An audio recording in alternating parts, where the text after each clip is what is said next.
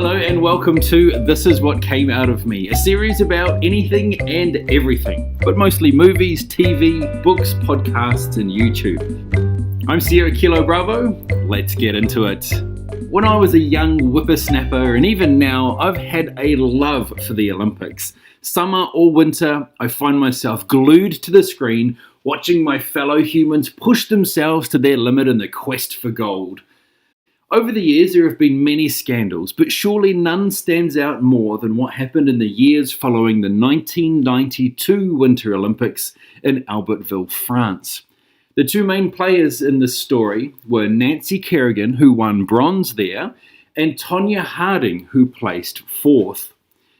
2 years after those Winter Olympics, in January of 1994, Kerrigan is at a practice for the US National Championships when she's whacked in the leg by a then unknown assailant. The injury to her leg forces her to drop out of the national champs, and Harding goes on to win them. Later, despite the injury, Kerrigan was nonetheless given a place on the national team. A short time later, it's revealed that this was an organised hit on Kerrigan, and Harding is implicated in this. However, she says that while she knew about the hit, she had no part in its execution. The following month, in a court case involving one of the attackers, a handwriting expert confirms that notes containing details of Kerrigan's practice spot matched the handwriting of Harding.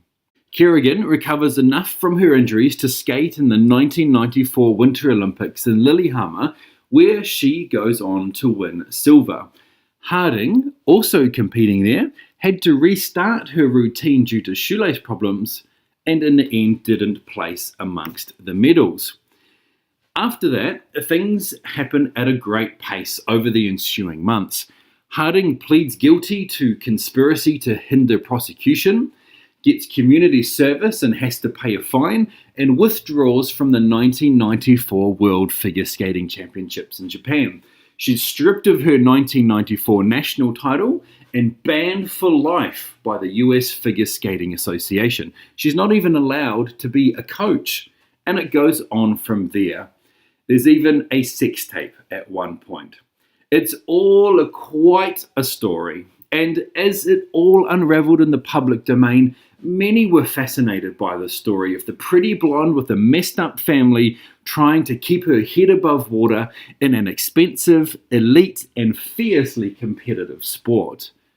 So with all that in mind, and being burned into my 14-year-old brain at the time, last year when a trailer came out for a movie called I, Tonya, I was immediately on board.